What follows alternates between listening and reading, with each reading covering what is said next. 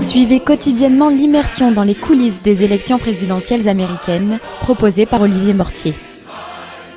Chronique d'un Marseillais qui vit la dernière ligne droite des élections du président des États-Unis. Nous sommes à 6 jours du vote, au cœur du Michigan, un état de 10 millions d'habitants. C'est notre deuxième jour dans la petite bourgade rurale d'Ovid, à 30 minutes de la capitale Lansing, dont le Capitole, comme je vous l'indiquais hier, avait connu des émeutes en 2020 en protestation contre les lois Covid.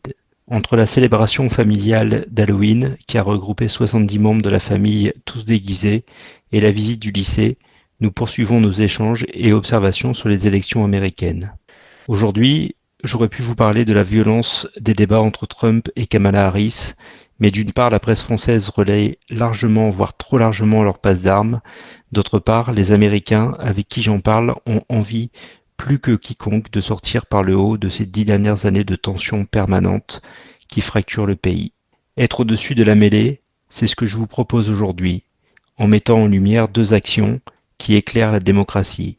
En effet, le Michigan a introduit le vote anticipé lors de cette élection présidentielle, avec une forte participation dès le premier week-end du 26-27 octobre, où plus de 250 000 électeurs ont voté.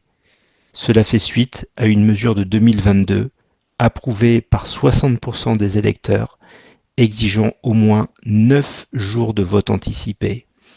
Des villes comme Détroit et Canton ont offert plus de jours que le minimum requis. Par ailleurs, plus de 1,5 million d'électeurs ont déjà soumis leur bulletin par correspondance, représentant environ 24% des électeurs actifs de l'État du Michigan. La participation générale est élevée. Certains comtés affichent déjà près de 30% de participation à 6 jours de l'ouverture des urnes.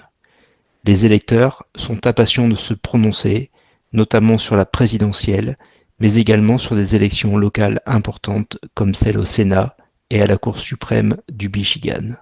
En parallèle de cette forte participation anticipée, les éducateurs jouent un rôle clé en préparant les jeunes à voter de manière éclairée.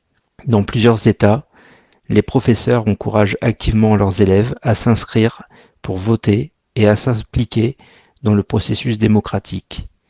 Des lycéens sont invités à travailler au bureau de vote. Des éducateurs enseignent à leurs étudiants les positions des candidats sur des sujets cruciaux tels que l'avortement, le changement climatique, l'immigration et l'implication des États-Unis dans la guerre israélo-Hamas. Voici une autre façade des États-Unis qui prépare l'avenir de la nation à régénérer la démocratie. Voilà une autre image de l'Amérique. Olivier Mortier pour Radio JM.